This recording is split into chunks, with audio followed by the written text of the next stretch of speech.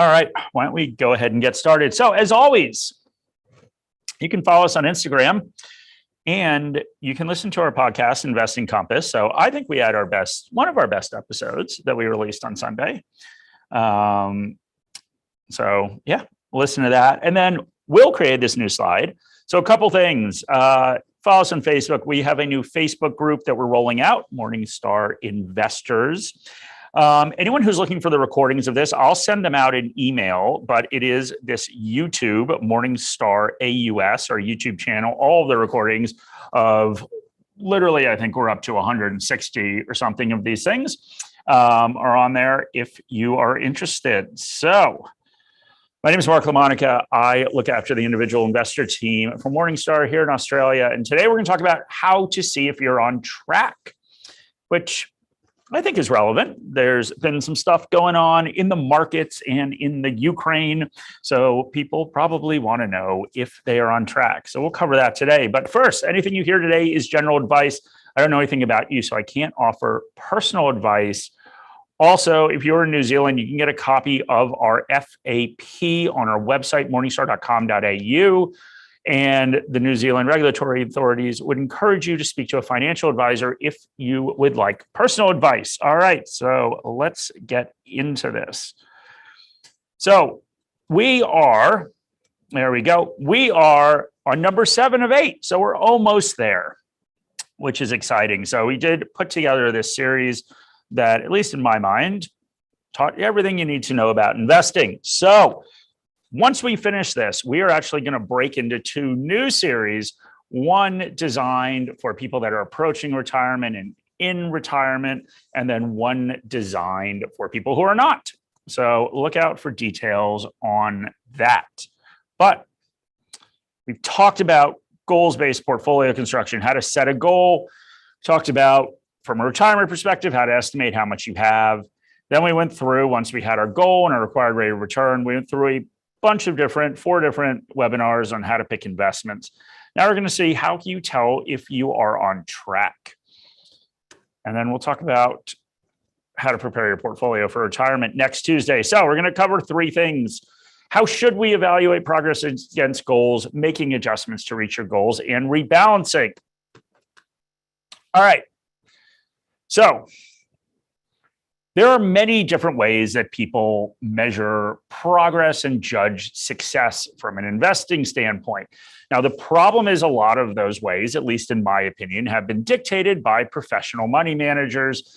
And as individual investors, we try to replicate what they do when it doesn't actually make much sense for us. So if I am a professional manager, if I am running a managed fund, for example, or a active ETF, the way that I measure my success, I have a mandate that I'm investing for. That can be a wide mandate or a narrow mandate. So a mandate could be I am picking international shares. A mandate could be I am picking shares that are listed real estate just in Australia. Whatever my mandate is, that governs where I'm going to go out and look for investment opportunities. And along with that mandate comes an index.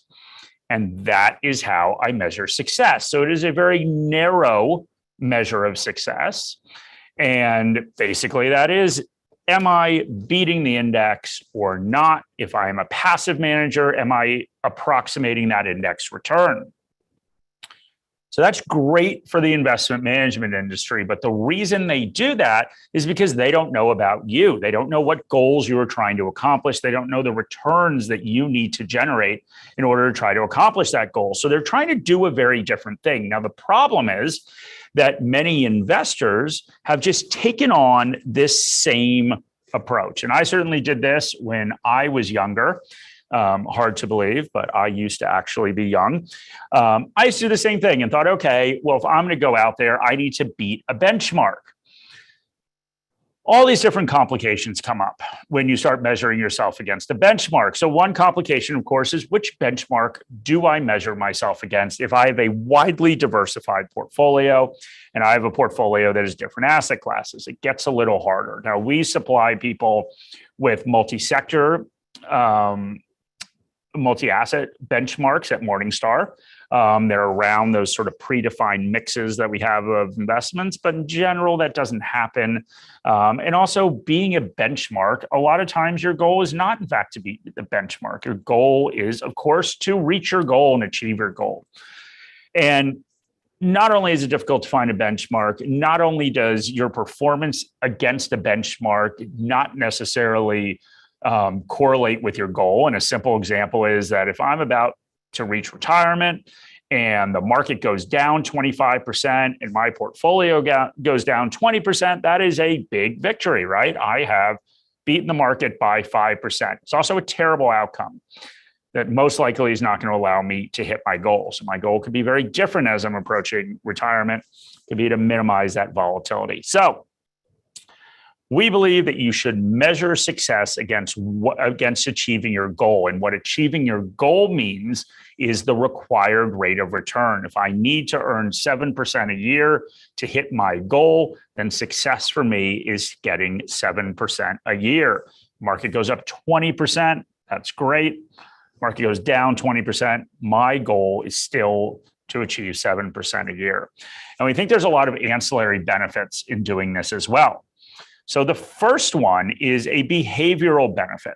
So as investors, we tend to react the exact opposite way that we should react to market volatility, so to changes in prices. Maybe something we can think about right now, certainly with the news out of the Ukraine today and how that is making markets a little bit nervous and some of the things that have happened in the last 3 months. So let's talk about why this is, why most investors, so what most investors do, and then what a rational investor does. All right. And chances are most people are somewhere in between, but still, we want to get more towards this rational decision-making side than anything else. So what happens if the market has had years of above average returns? Well, this interesting thing exists that as markets go up, our risk tolerance increases. We actually want to take on more risk. Now, the reason investors do that is because they become comfortable. We are creatures of habit. We look back to the relative past and project that into the future all the time. So we think we're missing out. We think that just because we had a couple good years of returns, that those will continue, and we take on more risk. So you see this at the top of almost every single bull market. And whether that's justified by buy the dip or it's justified by the this time is different argument, justified by it has been so long since we've had a bear market, it won't happen, or you just get induced by the people that have been taking the riskiest investments and are getting rewarded. Most people pile in at the top of the market. So people get more aggressive with their asset allocation. They do that by chasing top performance.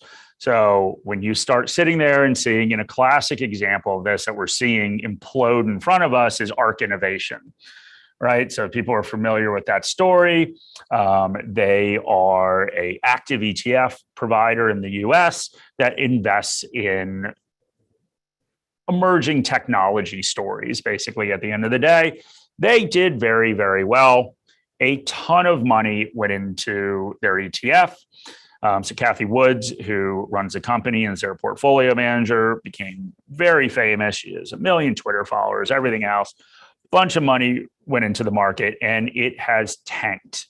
And like really, really tanked. So if we go back and we look over the long term, this is an example where she's still generated very good returns. But if you look at the investor returns, the return that the average investor in ARK has gotten, it has been terrible. Why? Because when she was just starting out, nobody was invested in her ETF. When she did really, really well, everyone piled in and now it's tanked. So we chase returns, and the returns that people were getting in the market were not good enough. So they decided to go look at whoever's performed the best and pile their money in there. So what does a rational investor do? Well, a rational investor can step back and say above average returns and increasing valuation levels are both a signal that future returns will be below average, right? This is the only way this stuff works. How do you get to an average if you have above average returns. Well, the way you get back to the average is below average returns, right? And you'll hear from the this time is different crowd that maybe average returns that we've gotten for the past 120 years, all of a sudden everything is different now. And so far, that has not proven to be the case. So how do we get back to average? We have below average returns. Higher valuation levels means that we will have below average returns going forward. It is just simply math. One of the ways that we generate returns as investors is when we have those valuation increases. You don't have to do anything. Somebody's willing to pay you 20 times earnings for a share that you own, and they used to pay 10 times earnings. Those are returns that have accrued to you. It's most likely not going to happen again. So a rational investor will lower their expectations for the future when they have had above average returns. The other thing that they will do when they are looking at their required rate of return is they will realize that the above average returns they've gotten, so if you beat your required rate of return, all of a sudden it's going to go down. So that's an indication. Remember when we went back and we were talking about this in the first webinar, we take on risk in order to get return. We need to take on more risk in terms of volatility to get more return. Well, if we have a lower return threshold we need, we can take on less risk. So what this does is it indicates what we should be doing as investors as the markets continue to go up. And I'll use a personal example later, which you can either look at and think I'm an idiot or potentially agree with me, your choice. So something exciting to look forward to. All right, what happens when the market falls significantly? So this is basically the opposite. So we'll go through this one a little quicker. So as markets go down, risk tolerance decreases for investors. So as the market's falling, we all decide we need to take on less risk. So we start selling, which makes the market fall more. So this is what we shouldn't be doing as investors. This is instead of buying low, selling high, we're doing the opposite, right? First example, we're buying high. Second example, we are selling low. So investors tend to get more defensive and they justify this. And we did this podcast sort of walking through how mentally this stuff works. And of course, people justify this by saying the market seems a bit risky now, right? You can listen to the argument right now. Well, the market's fallen. There's this invasion of the Ukraine. The market just seems risky. There's inflation, interest rates are going up. I'll just get back in when the market seems safe. But once the market seems safe, it will be too late. So this doesn't work, but there's, a nice way of justifying it. All right, so as a rational investor do, falling markets increase expected returns because two of the three places we get returns from, valuation levels, changes in levels of valuation. Now that valuation levels are lower, there's more opportunity for them to get higher in the future. And from income, so dividend yields go up when the market goes down. So two of those sources means that future returns will be higher if the market falls significantly. Also, falling markets will raise the required rate of return. So what is that telling you as an investor? I need to take on more risk to get that higher required rate of return. So there's one reason why it is good to use the required rate of return as a means to evaluate your success as an investor. All right. The other thing that's really important, especially if you were a younger investor, is that people just give up. It seems too hard. So one of the reasons for this is mathematically compounding. People talk about compounding a lot, but they don't actually think about what that means. So we're going to take a simple example. You got 30 years.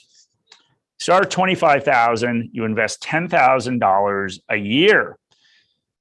You earn a 7% return over those 30 years. That gives you 1.14 million about at the end of this period.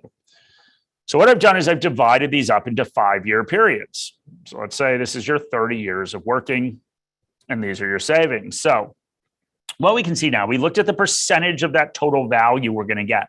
So in that case, this would be our goal. Our goal is to earn 7% returns. And this example is we're earning exactly 7% returns.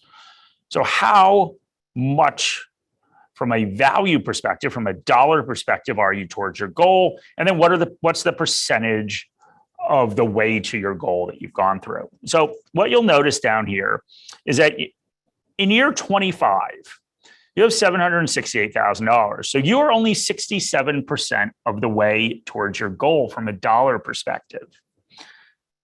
And you're 83% of the time there, right? Why is this? Well, mathematically, compounding is earning a return on a return. So you always hear the expression that I think most people think is just a funny expression, that we are trying to, that your first million is easiest to make, but mathematically that's true, right? So as you get more money from a dollar perspective, a percentage return will give you greater dollar amounts, the same percentage returns.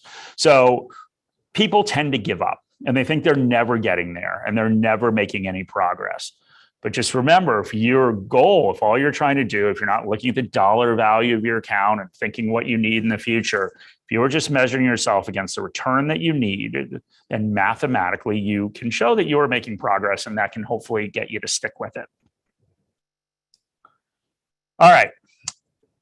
The other reason that we want to do this is we want the ability to make adjustments as we invest. And we want those adjustments to make sense. So an adjustment while you invest is not freaking out and selling everything at the bottom of the market. And an adjustment as you invest is not to sell all your shares and invest it at Bitcoin at the top of the market. We want to make sensible adjustments that will help us achieve our goals. So we've got this example, and I've obviously deliberately set the time period here. So we're going to use this time period twice, my personal example and then the non-personal example, which is this. All right, so it is March 31st, 2010. So what are you doing here? You are setting a goal. Your goal is you've got $450,000. You're saving $7,000 a year. You've got 20 years. And you want $2.7 million so you can retire. And you need an 8.6 required rate of return. All right, so great. So March 31st, 2010. And of course, getting from where you are to where you want to be is, of course, the future value of money formula. So that's the stuff that's automatically embedded within our goals page. All right. It is 10 years later. So it is the 30th of March, 2021. And we are looking at, we've invested all our money, for simplicity's sake, all our money in the Vanguard Australian Shares ETF that tracks the ASX 300. So what has happened? Well, we've earned a 7.58% return. Now, is that good? Is that bad? How would you judge that? There really is no way to judge it. You might think it's really good because you had $450,000 and now you have a little over $1 million. So you're a millionaire. You're excited. This must be good. What you're doing must be good. How do we judge that 10-year return period? Now, I've invested passively and I've invested in the ASX 300. So am I beating the market? No. But am I losing to the market? No. I am basically earning the market return. So that's the market return you earned. So if we go back and we look at the required rate of return, we see that we are not doing well. In this case, we are falling behind, and we're falling behind by a lot. So, almost or a little over a percent a year, right? So that's not good because that may not seem like a lot, but over long periods of time, it is a lot. So we recalculate our required rate of return. So the first thing that we do when we want to evaluate how we're doing, of course, is we can just compare the return we've earned with the return we need. But the other thing we do, of course, is we can recalculate that required rate of return. Has it gone up or down? So if you are ahead of goal, your required rate of return will go down. If you are behind your goal, it will go up. And that change is signaling to you what you should do. So I recalculate it, and now it's 9.6%. Now, as part of Morningstar Investor in our goal setting feature, this automatically happens for you. So literally, if you want to do it, and we wouldn't suggest you do it every day, you could go in every day and see how you're tracking. It'll recalculate it every day for you. So I'll show you guys how to do that in a second. But let me just get through this example first. So you're falling behind. So we want to be able to course correct because things change in life. You could be saving more money. You could be saving less money. Your goal could have changed. All sorts of things could happen. We're using just the return scenario here, but there are lots of different things that, of course, can happen. So we want to course correct. So what are our options? And we want to do this before we're a year away from our goal. And we don't have the ability to do that anymore. So what are our options and how can we figure this out? Well, we can figure it out looking at a required rate of return, calculating what we need to actually achieve our goals. So we can increase our savings to $22,840 a year.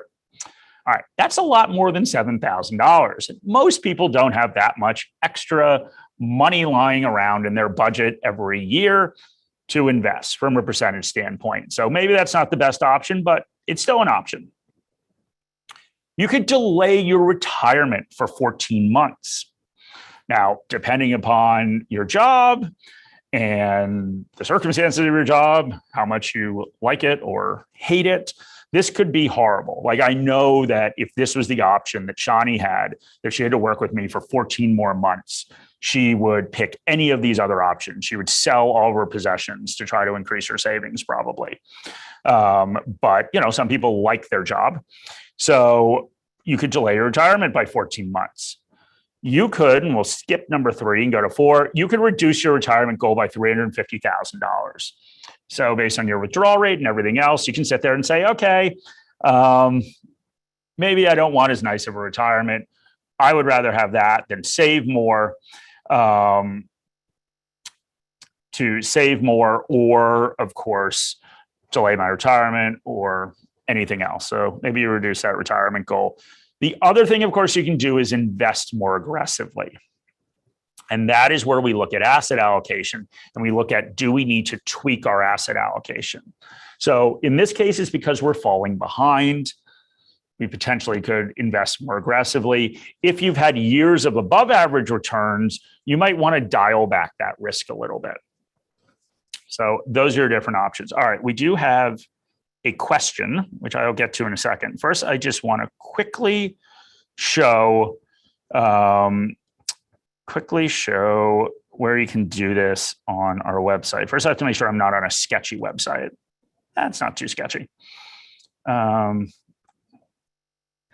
Let's see, sorry, I know I'm not very good at this. All right, here we go. I can never find the internet whenever I do this. All right. So I was looking at Lark Distillery. If anyone has seen the news, the CEO resigned last week because he was caught smoking crack, I think, on camera, among other things. All right. So if I go into track investments and I go into goal setting, got a couple goals set up here. Okay, this is what I'm talking about. So the original goal, much as I did this just on the screen, we had a required rate of return of 9.81%, which I will say is high, but this is an example, 9.81%. So we started with 760K. We wanted to get 450 million. We had 19 years to do this. And this goal was set up on 24th of November, 2020. So that's the original goal. If I click on updated goal, this will automatically recalculate it, right? So in this case, there were 0 additional investments going in there. But let's say either this returned higher than that 9.81%. Now it didn't. So the portfolio returned 8.23%. This means more money was added to it. So instead of $0 additional investment, more money was added to it. And I did that to manipulate this required rate of return. So this example makes sense. So we actually saved money. We didn't think we were going to save money. We saved money. So this recalculates it based on what this portfolio value is today. So it's tracked, it's set up next to a portfolio. It's set up in ShareSite. So it recalculates that number. So in this case, that is good. My required rate of return is falling. And you can go in here every day. So every day you'll get a day closer to your goal. And that, of course, means you need a higher rate of return, all things being equal, but you'll also earn a return. And you can put in different deposits into your account, et cetera. So every day, this thing will recalculate as you approach that goal. So that is basically how we do what was just on the slide. All right, so we have a question. And then we're going to try a question for you guys. Okay, so you are assuming the return on just one day. How do you manage the calculation for market volatility? So, question for James. So, I think if I understand what you're asking, is we want to periodically do this, and we'll get into this in a second. We don't want to do this too often, right? So, checking this on a daily basis, even though the system has the capability of doing that, you should not do it. So, you should periodically do this. Times I would do it is no more probably than twice a year. Check and see where you are. The other time I would do it is if there's extreme market volatility and you're very nervous. And I'll show you an example of that soon. But that is another opportunity to do this because that should hopefully keep you focused on that goal, right? Instead of going in and simply just looking what everyone else does, and which I do, I will admit, instead of going in and looking at your account and seeing how much it's fallen and freaking out, you're probably going to do that anyway. I can tell you not to do that, but you're probably going to do that anyway. But if you look at your goal, that can put it into context.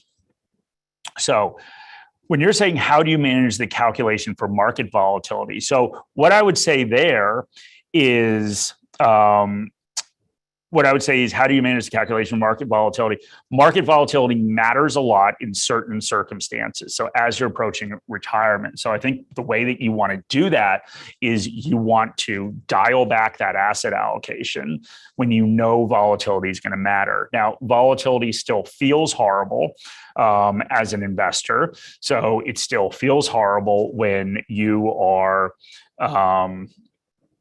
when you're going through it, even if you're 30 years old and have a long time to go for retirement, but it matters less, right? It's the price that we pay. That volatility is the price that we pay to get higher expected returns. We exchange risk for returns. That's the risk, is market volatility.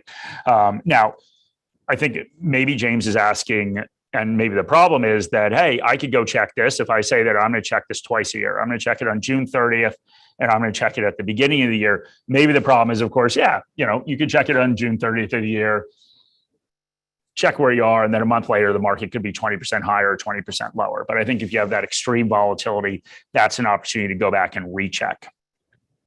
Got a question. How do you completely change your goal? You just edit. So you can go in and edit your goal scenario. Now, just remember, when you edit that goal scenario, there are obviously going to be some implications that is going to reset that required rate of return, but there's no reason you can't do that, right? And so when we talked about the goal setting exercise in the beginning of this, the point of setting a goal exercise is so that you are doing things deliberately as an investor. Because when we do things deliberately, we get good outcomes. When we are just blindly doing things without a goal ahead of us, then we can take on way too much risk, way too little risk. It's important to have a plan, but plans change. And so if you're sitting here when you're 30 setting a retirement goal, of course it's going to change. You could change careers. You could make a significant amount more money than you thought you would and save a lot more. Anything can happen. We can adjust our goals at any time. And that means coming up with a new plan, but that's okay, right? Because we get used to deliberately doing that. We understand the puts and takes of how return and time horizon and savings all fit into achieving your goal. So hopefully that answered your question. All right, we're going to do a question for you guys. So this time, I'm actually going to wait a second and see what the results are. All right, so see if you can answer this one. So what are the advantages of looking at changes to your required rate of return instead of changes in account value? I'll give you guys a second to see how you go on that, and then we can look at the answers. and I will find the PowerPoint again. So this is a good time killer. Well, I awkwardly look for the PowerPoint. I'll give you a couple more minutes on that poll. Next, we're going to look at a personal situation. So I decided against all my better instincts to, put out a personal situation. So I'll let you answer those questions as we go through this one, then we'll look at the answer. All right. So making adjustments to reach your goal. So I changed the numbers in this because I wasn't going to get that transparent, but these are my actual retirement accounts in the US. So a couple of things to note. This is their US accounts. I did not make any sort of currency adjustments to them. So I think they're just US accounts. So I did a couple things. I picked some dates and I looked at a total balance, a cash balance, the percent cash, and then the return earned since the previous period. Then I looked at changes to the required rate of return. So these are actual right here. And then I looked at MSCI International Hedge. So I looked at an international ETF. So it's actually a Vanguard product, but it's the MSCI Global Developed Market Index, and it's hedged. So once again, I removed any currency movements from it. All right, so you can see I picked a couple dates. So I did each year, and then I did a couple days ago. And of course, I picked April 1st, 2020. Now, why did I pick April 1st, 2020? Because that was in the middle of the COVID market drop. So if we're sitting there and we're saying, I'm going to go back and redo this exercise on an annual basis, this would be me doing this. And then if I was to look at this when there's extreme volatility, that would be another example. All right. So what did I do here? Let's look at April 1st, 2020. So going into that year, I've got a 6.6% required rate of return. All perfectly normal. So the market falls, I had heard a couple things about COVID then, didn't know what it was. Market falls significantly. What happens? A couple things happen. You see this cash balance drop because I actually invested a little bit, not as much as I should have. But I invested a little bit of a cash balance, but the cash percentage actually went up because, of course, the share values went down really low. So from an asset allocation, that happened. We'll get into the implications of that in a second. And my required return went up. So this international index in these 3 months, this first quarter of 2020, went down close to 25%. My required rate of return went up. So why do I want to look at that? Well, this tells me don't panic. We all know what happened. And I deliberately, this is a date right after the market bottom, right? The market bottomed in late March. Now, I didn't know that at the time and nobody else did. I thought it was going to be going lower, so I would have spent more of that cash. But my required rate of return went up. So what does that tell me to do? That tells me, okay, I need to take on more risk. I should start investing my cash. Now, I didn't invest it fast enough because the market took off. And we can see it took off because by January 1st of 2020, from that low, it went up 45%, right? So yeah, obviously wish I would have invested all of that cash. Went up 45%. And then we can see how the required rate of return dipped again. Continued to go down. And then we've had a little bit of a market fall, right? This year, so not a lot. Portfolio didn't change that much.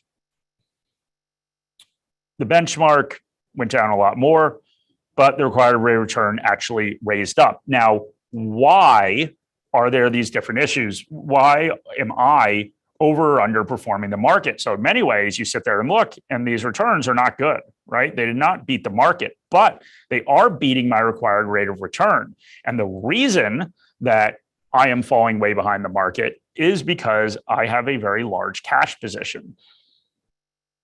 So that's an example of why looking at that required rate of return and looking at the context of your asset allocation can tell you a lot more than simply benchmarking against an index, even a wide-ranging index.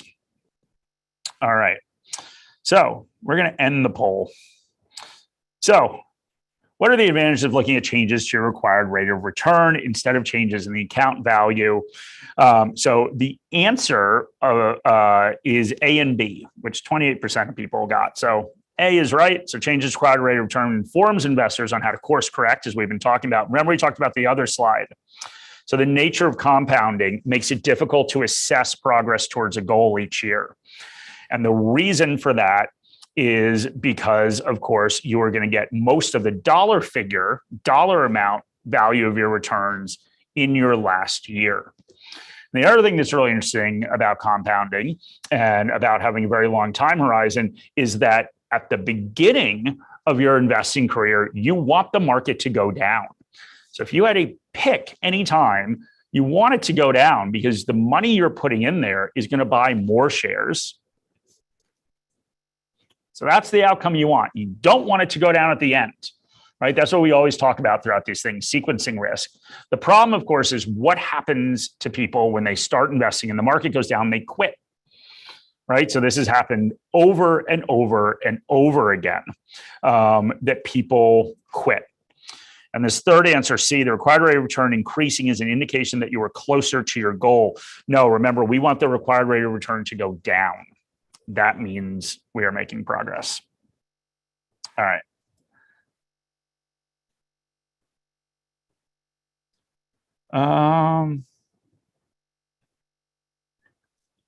We've got a question. Would be interesting for you and Shani to do a deep dive into LARC. It's not covered by your analyst, but it's got enough figures and change in company performance, do a bit of a fundamental analysis and discuss key person risk in a company versus a fund. Yeah, no, that would be interesting. And we could do it while drinking their products.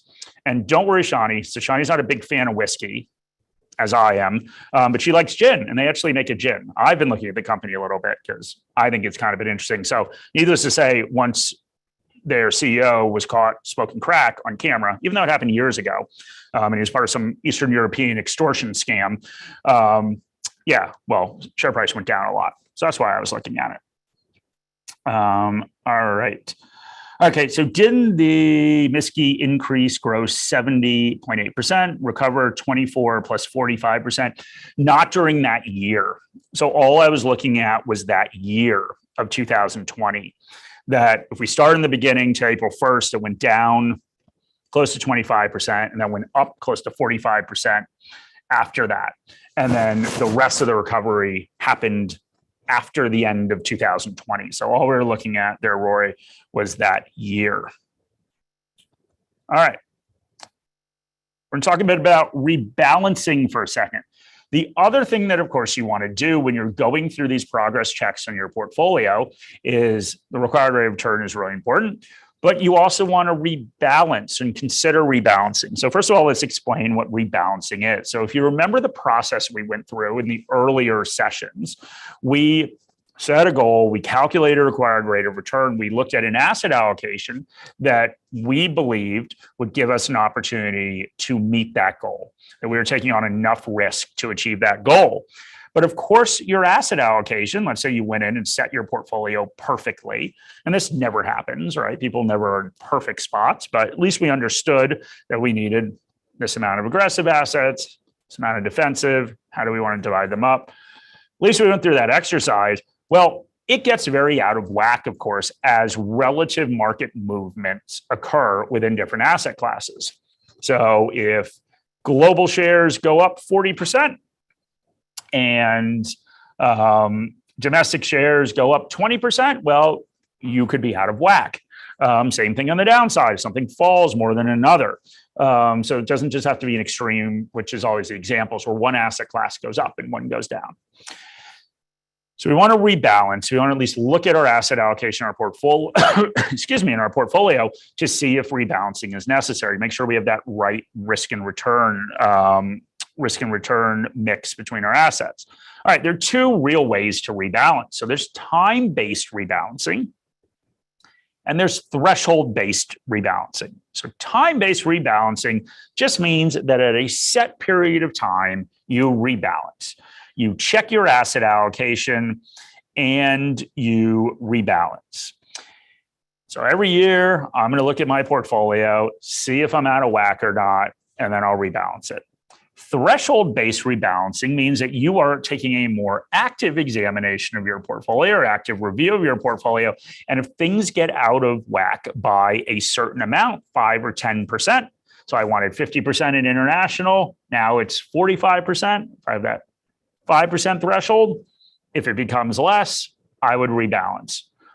And it can be 5%, it can be 10%. That just means we're more actively rebalancing based on market conditions, meaning it could potentially be years in between rebalancing, as long as that threshold does not get out of whack.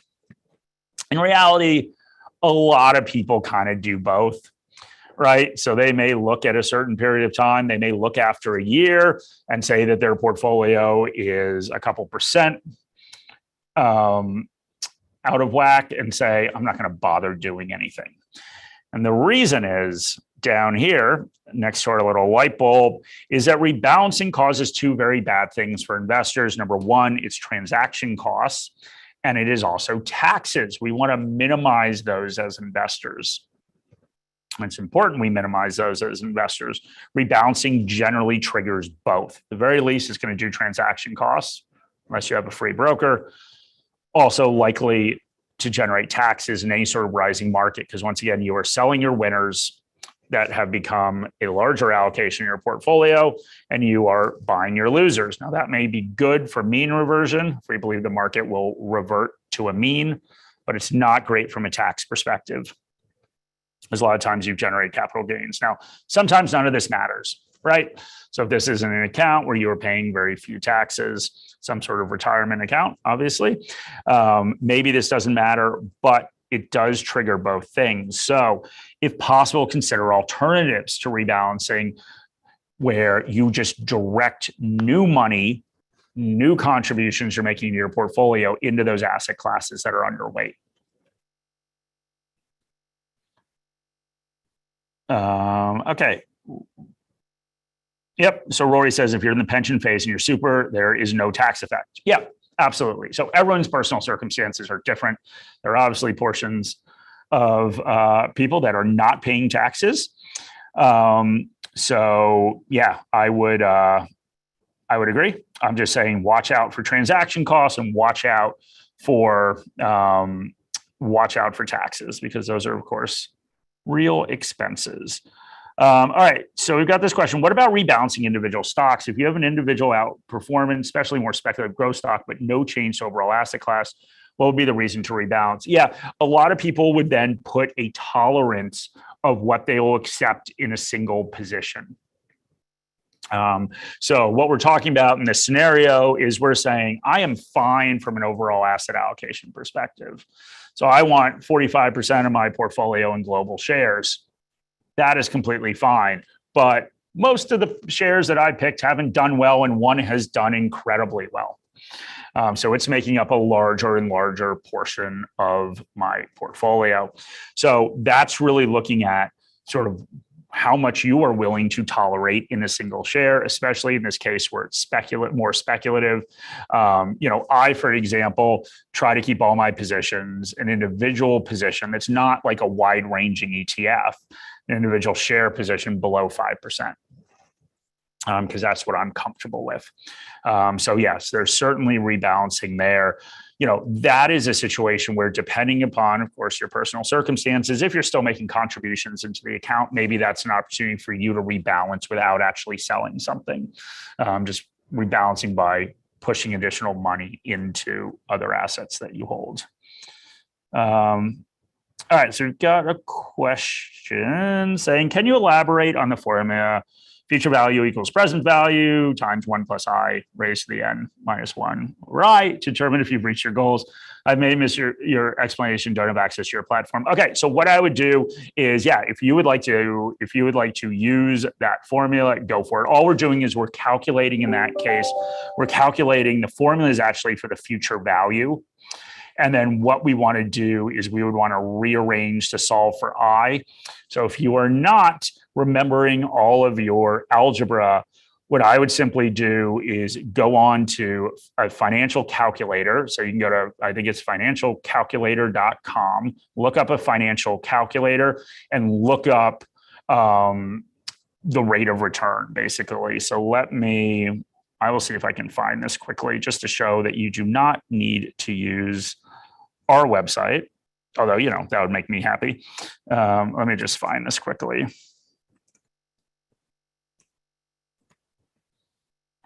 Oh, it's telling me to buy a financial calculator. We don't want to do that. All right. So I went to calculator.net/finance calculator. All right. So, and this is once again where I like our website because we put things in English. So what you want to do is, these are all different things you can solve for. Future value, payments. So future value is where you are solving for what the future value will be, given a bunch of inputs. Payments, payment basically is a contribution if we're looking at this financially, years, present value. But we're looking right here. So number of periods, you could use years, you can use quarters, you can use whatever you want. Present value, how much you're paying. Don't ask me why this is negative. It's because of a stupid calculator. What am I trying to get? Oh, sorry.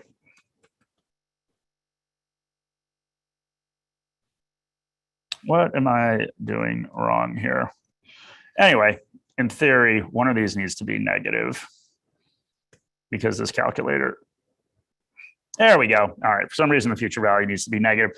So what this is doing, this is solving for that required rate of return. So you can do that as well. I just don't love these because I think it confuses most people, including me, which you just saw. All right. So we're going to do another poll, and then any other questions, send them through. All right.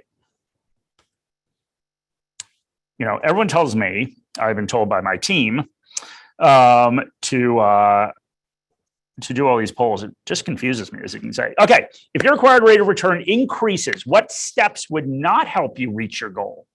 So you got to pick one of those options. So Simon's saying you need to make both of those negative. Yeah. So financial calculators are a little bit of a pain. All right. So Phil's asking, Mark, if you believe in buy and hold, is rebalancing applicable? All right. So that's a really good question. Like I will say personally, and once again, don't do what I do. But I will say personally, I certainly believe in buy and hold. I believe that, you know, the less you do, the better. Is rebalancing applicable? I'd say it is still applicable if things are getting very out of whack in your portfolio.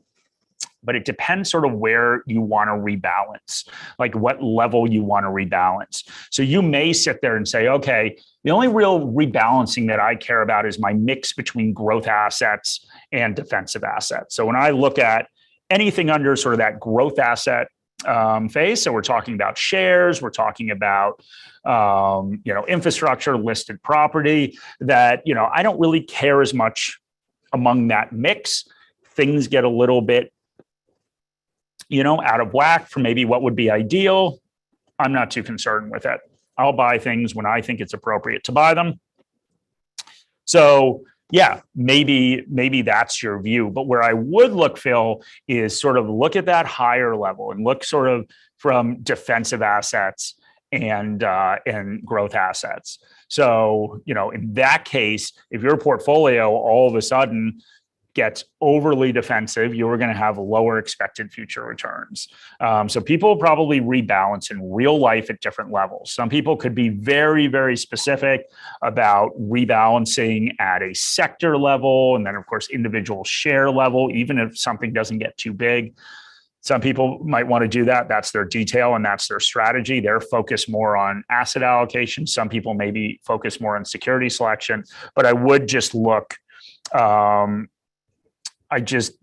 would just look at the results. Okay, so I'm ending the poll. Now I have to, okay, so I did not hit a button. So I'm getting all these messages from Shani saying I'm doing the wrong thing, which happens all day. All right, so if your required rate of return increases, what steps would not help you reach your goal?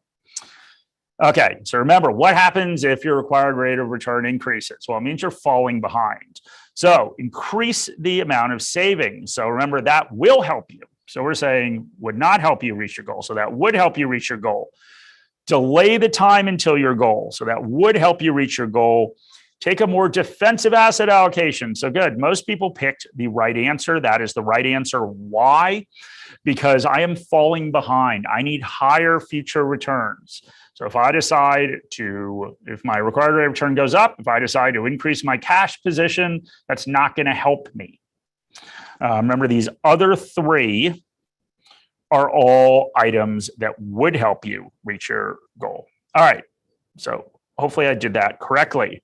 We've got two more questions. It's like you're all back in high school. Okay, what is a threshold-based rebalancing? So we just covered that one. All right, so we've got a question from Lisa. So Lisa, of course, of alpaca fame. How do we overcome low risk tolerance if conditions are highly volatile and we see returns falling? So yeah, I mean, once again, I would say, how much does volatility impact you? So once again, so it is if we have low risk tolerances. So that means we do not have a high risk tolerance to any sort of volatility. This is the problem that we talked about where we're looking at risk tolerance versus risk capacity. Remember, we want focus on risk capacity. You have a goal, you're trying to achieve it, rather than a risk tolerance, which is just how might you react to a hypothetical situation, because we don't really know how we'll do that. So, this is where I think it's important to focus on goals. And that's why it's going through that process where you're still focused on your goal and you're trying to remember that you're trying to retire in 10 years. You are not just really, really worried because the newspaper says the market's going to go to zero because Russia invaded Ukraine. So I think focusing on that goal, focusing on the return you need to achieve that goal, and thinking through how am I actually going to get that return, right? If you need a 7% return to achieve your goal, you are not getting that if you're all in cash. That is just not going to happen. We all know what interest rate we're getting from the bank or from a term deposit. So I would focus on that. All right, second to last question. What is threshold-based rebalancing? There we go. Lots of people got it. It's this. Oh, share results. Okay, there's a lot of buttons to push on here, Shawnee. Just so you're aware. Rebalancing the asset class varies 5% from your target. So most people got that. Remember, rebalancing once a year, that's just looking at a time frame. Rebalancing if the market falls by 10%. Remember, the market falling by 10% is not necessarily an indication your asset allocation is out of whack, because everything could be falling. It's really if the asset class varies. And we have a last question. This is exciting. We've made it. I've made it. This is a lot more complicated now that we have lots of polls. So what are the negative impacts on rebalancing, of rebalancing? Sorry, English is a struggle for me many days. So see if you can answer that one. And then we will finish this thing. So once again, I will send out a copy of the video and the notes for anyone who's interested. It is always on that YouTube channel, so we generally get that up there pretty quickly, sometime today. But I'll send out an email. And then, yeah, we are going to start some new series. So sign up for those. And if anyone's interested, you can look at, or you can attend our Is the Market Overvalued series, our webinar on Thursday. So if anyone doesn't have an invite, you can get them a link on our website, morningstar.com.au, or you can email me, mark.lamonica1@Morningstar. All right, last question. Yes, rebalancing can lead to capital gains and transaction costs. So almost everyone got that one. So market does not work. Rebalancing does not work in a market that exhibits reversion to the mean. That just means things that go up will go down.